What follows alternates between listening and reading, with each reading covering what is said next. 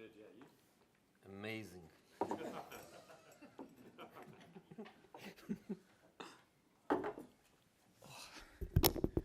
Afternoon, everyone. Gary, thank you, eh? Yeah? I'll send it now. So you'll get What it. do you want? Squad news. I'll send it. Literally, we'll be coming with you any second.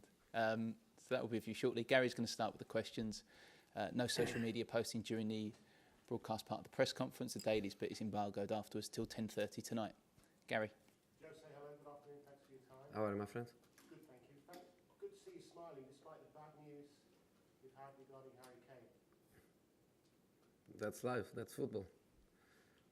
Of course, bad news, but we have to be positive and we have to look also to the good news. And good news are that before the end of the month we have 2 new players, Lloris and Ben Davies. And these are good news. Lloris never played the game for me. Ben played one and very, very well in a system that we were trying to develop and was only possible with him because he's the one left back that can play in that inside position, because of course Danny Rose is a pure left back and Jan Vertonghen is not even left back, and Ryan Sessegnon is learning how to be a left back. So Ben was very important for our project, but then he disappeared after West Ham. So it's good news. By the end of the month we have these 2 new players, but of course Harry is important, is irreplaceable. There is no player that can replace Harry Kane, and Musa was playing so well with us. Also since I arrived, I think one of our best performers. And the bad news is that it's not something like, okay, a couple of weeks and they are back. It's not a couple of weeks and they are back. It's surgery and a long time. But I think I never spoke about Lloris in my first 2 months in here. And if you allow me, I don't know if you are going to allow me, but if you allow me, I would like not to speak about Harry Kane and Moussa Sissoko until they are back. So let's try to speak about them everything today, because I know that you are desperate to speak about them. How much of a boost will it be to have world-class, World Cup-winning goalkeeper back? I know Gazaniga's done well for you, but will that be a real boost? It's very important. As captain with Harry, we lose one. It's nice to recover the last one. Experience, the way he plays speaking, because I think it's very, very important for a goalkeeper to play at the same time he speaks. But you are right, we have a goalkeeper that is doing his best, and we have confidence on him. But for Hugo to be back after such an important injury is good, and at the same time for the medical department opens some space for them. Some people is leaving the medical room, some people is coming. Is there an area in the medical department that has a plate saying Hugo Lloris? Because he's there every day for the past 3 months. So one out, others in. And I know you want to speak about Harry, and it's normal that everybody wants to speak. I don't want to speak, because if I speak too much, I get a bit depressed. And then you are going to say that I am miserable and depressed and in a bad mood. So it's better to speak about things that make me laugh. Something else that might put you in a bad mood, and Dombele, any news on him? He's not playing tomorrow. He's not playing tomorrow. So the news are not positive, because what we are focused is on the game tomorrow. I know that football doesn't end tomorrow. I know that Tuesday we have a very important game for the cup. I know that Saturday we have a very important game for the Premier League again. I know that is coming Champions League in a couple of months, but the focus is on tomorrow. And for tomorrow, we don't recover any player from the injury list that we had. I know you're not a big user of the January transfer window historically, and I know others said they prefer not to bid into the market, but does the situation about he who shall not be mentioned change that at all?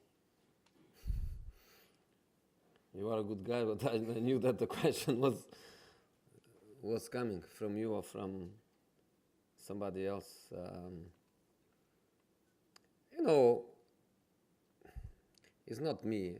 I think even the coaches without injuries, even the coaches without problems in the squad, even the coaches with the best squads, with, let's say, for example, Jurgen with the best team, with amazing players and amazing squads, he was happy to do a new player. So we are all the same. But the reality is that when I came here 2 months ago, I knew the situation. I didn't knew that, of course, I was going to lose Harry and Musa for so long. But I knew that the situation was about to try to get the best out of the players that we have, and that doesn't change. So I'm focused on the work. I'm focused on the game tomorrow. If the boss arrives with a solution that can help us to face these difficult months that we are going to have ahead of us, then be it, then welcome. But if we don't find the right solution, the right opportunity, then we are going to wait for the next summer to try to make the right decisions for the evolution of the team. So let's wait calm, but in this moment my focus is total on the players that we have available. That's the way it is.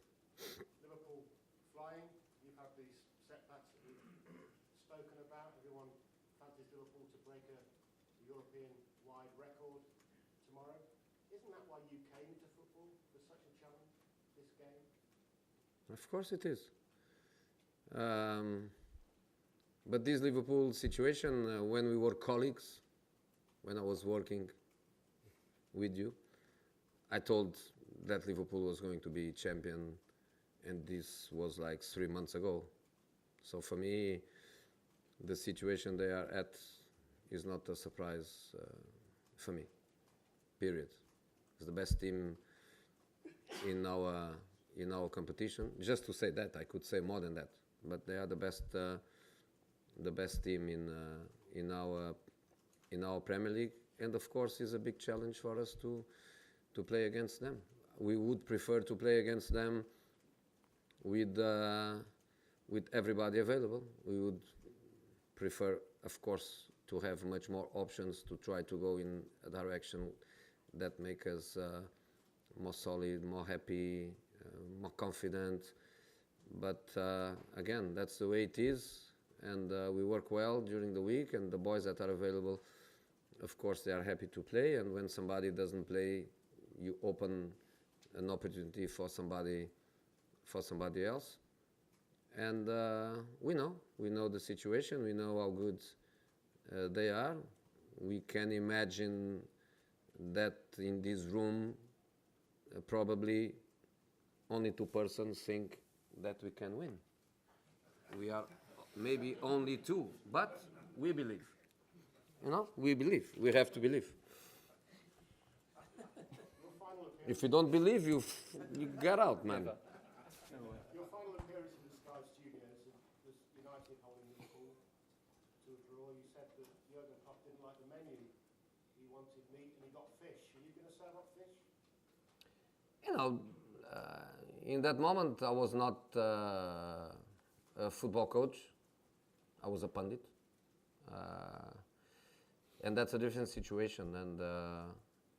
And I made my comment because in that moment I felt that United did very well. And I have been in similar positions of Jurgen now. And I think when you are the best team, the strongest team, and you are used to win and win and win and win and win, the day you don't, come on, praise the guys. And I felt that in that match, again, everybody was expecting Liverpool to win the match. United was with some problems. United was not getting good results. And I think in that match, Solskjaer and the players, they did a very, very good job to almost win against Liverpool. So after the game, I felt that as a pundit, I should be protective, let's say, of the team that had an outstanding effort. And honestly, they could win. They were very, very close. They were more close to win than to lose. So I think United did a very good performance according to their potential at the time. And as a pundit, I decided to be on their side and not on the strongest side. And if anyone can stop Liverpool, it's you. You've done it before. No, not me. Not me. I never stopped Liverpool. My teams, sometimes they did it, but not me. So. Jose, hello.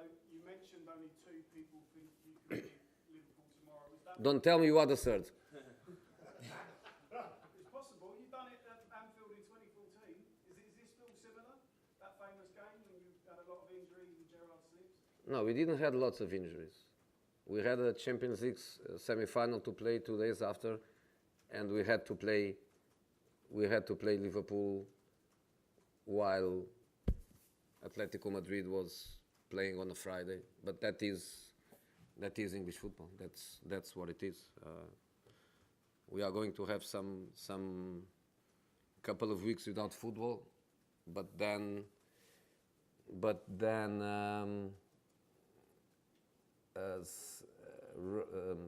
not Salzburg, Leipzig is going to play on a Friday, and we are going to play against Aston Villa on a Sunday. That's the way it is, and that was what happened at that time. Nothing to do with injuries. In this moment, we have lots of injuries, but again, if I think about the injuries, if I think about who is not playing, I'm not as confident and motivated as I am. So I have to focus on what we did during the week, the enthusiasm that the boys put in the work, the motivation that you must have to play against the best teams. Because when you play against the best teams, or you are confident or you are not confident. If you are not confident, it's better to stay at home. If you are confident, it's not going to be easy. But you are confident and you go with everything you have. And that's what I want the boys to do. We go with everything we have. Jurgen Klopp said this morning that his team's going to be unpredictable. What do you think he's planning? I think he has so much in his hands that he can be what he wants. He can be unpredictable. He can be what he wants. He can play with Firmino as a 9. He can play with Firmino as a 10. He can play with Salah and Mane wide. He can play with Salah and Mane strikers with Firmino dropping back. He can play Shaqiri and decide to change lots of things. He can play Origi. He has so many things to do. He can do so many things that yes, he can be unpredictable. Yes, it's more difficult for somebody that plays against them exactly because they have the potential to that unpredictability. And you mentioned about Daniel Levy finding solutions in the transfer market. Have you given him a list of players? Do you plan on giving him a list of players? No. This is not about a list of players, The January market is a strange market. It's not a easy market to be in. I don't think it is an easy one. It's a market of opportunities. It's a market where an opportunity arises and you have the conditions to do it or not to do it. So we have to be calm and not to think about the market. Let the market think about us. James. Jose, games like this in the media are billed as Klopp against Mourinho. In big games like this, do you feel the spotlight, the cameras, and all eyes on you in the dugout? The cameras I feel because they are going to be on my face.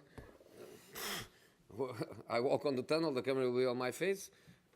Even before the game finished, the camera is on my face. These guys is 24 hours per day. Only when I go to the toilet, they are not coming with me. Apart of that, they are always with me. But of course you feel it, but disturb it. Only Amazon disturbs me, not the cameras on match day. I have no time to think about it. So, of course, it's not me against Jurgen or Jurgen against me. Big match. Tottenham, Liverpool. Let's enjoy it. And finally from me, how much influence can you have when you're on the touchline or in the dugout, or is most of the work done Monday to Friday? I believe it's more on Monday to Friday. I always think that during the week I always win. I always feel that I win easy. And I think every manager feels the same because the way you work, the way you think, what you project, the exercises that you find, the way you work with the players, you always feel that you are going to win. Then the match has a different story. And can we have influence during the game? Sometimes yes, sometimes no. Sometimes the game comes in your direction and you have to do things and it works, and sometimes you can affect the game. But I think since the moment the referee whistled for the first time, I think unpredictable, and the boys are the ones, not us. Good. At the back there. I'm talking about that, about the practice and the performance. Are you happy with the way that the players are putting in practice your philosophy? With 2 months now working with them, are you? It's not working with them. It's not 2 months. It's a few days. 2 months with them, but not 2 months working with them on the pitch. I think was the second week that we had the possibility to work on the pitch. It was the second week on these maybe 8 weeks that I'm here. We don't train. We did it this week. We did it previous week some time ago, and a part of that, no time to work. So it's not about 2 months. So of course I'm not happy. Of course I want to improve so many things. It has to be step by step. As I was saying in the other day, I arrived December, right? November. I think Jurgen arrived in Liverpool on October, if I'm not wrong. October 5 years ago. So step by step, calm. We have to go calm. Okay, go one from Ali here. And yeah, okay, Ali. Jose, Roy Hodgson said today that Crystal Palace are working hard to bring in Kyle Walker-Peters. Just wondered what the situation was from your side of things. If Mr. Roy told that, I'm not going to deny. But I don't know. Of course I believe in him. Of course if he says that, it's because Crystal Palace is trying to do it, is working on it. And I will wait for news coming from my boss. So I will wait. But it's good to know that Mr. Roy, is open about it and don't try to hide. So if they have that objective, of course I will be informed by my people. Would you have to replace him though? Have another right back come in? Let me wait. Let me wait for news. In this moment is interest, no? Is nothing done. So let's wait. Okay, take one here and then finish with Charlie. One, please. Okay. Jose, Tottenham as a team and yourself have a history with spoiling a parties, like by winning against teams with unbeaten runs or winning run. Is that adding more challenge for you in this match facing Liverpool? No. I don't remember if I stopped any unbeaten. I don't know. I remember that one day Manchester United stopped my team unbeatable run of, I think, 12 months or 13 months or something like that. I also remember that I think it was Sunderland that stopped my unbeaten run of years and years and years of not losing a match at home. So I remember more the teams that stop my runs than me stopping runs. I don't know anything about that. Okay. Charlie, to finish. How differently does the team need to attack without Harry Kane in the team? Sorry to mention. I think that's something that I'm not happy to tell you. I like the question. I would also make that question if I was in there, but it's something that ask the Amazon guys. Okay, guys. Has to be different. We don't have another one. There is not a striker in the squad. Is easy. No, we have only one. Is not. We don't have another one. So I think you know that, and that's why your question is coming. You know that you cannot play like we normally play when Harry Kane is in the team. You know that. That's why your answer comes. So the only thing I can tell you is that, of course, we cannot do the same way we do with Harry. Right. Okay. We have the cameras off now, please. Thank you.